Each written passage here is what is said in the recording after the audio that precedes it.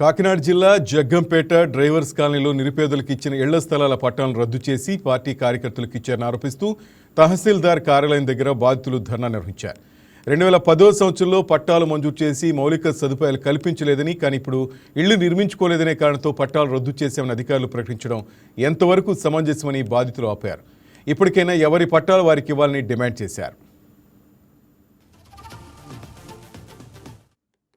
జగ్గంపేట పంచాయతీ పరిధిలో drivers colony 2010-2011లో పట్టాలు ఇచ్చారు. ఆ పట్టాల విషయాన్ని ఏంటంటే ప్రభుత్వాలు వాళ్ళ పట్ల నిర్లక్ష్య వైఖరితో ఉన్నారు. ఎందుకంటే సరిగా డెవలప్ చేయలేదు. వాళ్ళకి వాటర్ను, రోడ్లను, హౌసింగ్ను, మౌలిక వసతులను ఏమి కల్పించలేదు. ఎందుకంటే అది అలాగే కొంతమంది కట్టుకున్నారు, కొంతమంది పునాదులు కట్టుకున్నారు, ఇప్పుడు కొంతమంది కట్టుకుంటున్నారు. అందుకని మీ ఇవాళ ఎంఆర్ఓ గారి దగ్గర మేము ధర్నా చేసాం. ఎంఆర్ఓ గారికి ఏమన్నామంటే ఎవరైతే పొజిషన్లో ఉన్నారో వారికి అవకాశం కల్పించండి. వారిని ఇవాళ ఒక ఇద్దరు పోలీసు, ఒక రెవెన్యూ సెక్రటరీ వచ్చారు. వారిని అక్కడికి కట్టుకోకుండా ఆపడానికి వచ్చారు. వారు కూడా ఎంఆర్ఓ గారు కూడా తెలియజేసాం, ఎందుకంటే ఇక్కడికి పంపించకండి. ఎందుకంటే పాపం అందులో పూర్ పీపుల్ ఉన్నారు. ఈ రాజకీయ నాయకులు అనుకున్నట్టు కూడా ఎంఆర్ఓ గారికి చెప్పాం.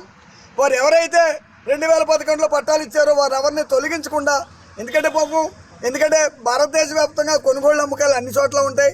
అలా అనుకుంటే జగ్గంపేట చాలా ఉన్నాయి ప్లేసెస్. ఇప్పుడు ఎందుకంటే సీలింగ్ భూమి ఇచ్చాం, మనిషికి అక్కడ భూమి ఇచ్చాం 75 ఎకరాలు. అప్పుడు కూడా ఉన్నారు చాలామంది. ఇవాళ 75 ఎకరాలు కూడా కొనుగోలు అమ్మకాలు జరిగాయి. అందులో జగనన్న కాలనీ అయింది. అందులో వందలాది మంది ఇల్లు కట్టుకున్నారు.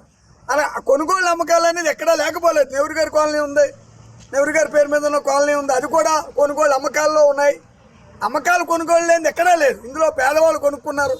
ఏ బిడ్డకి కట్నం ఇచ్చుకుందామనో చాలామంది కట్నాలు ఇచ్చేస్తున్నారు.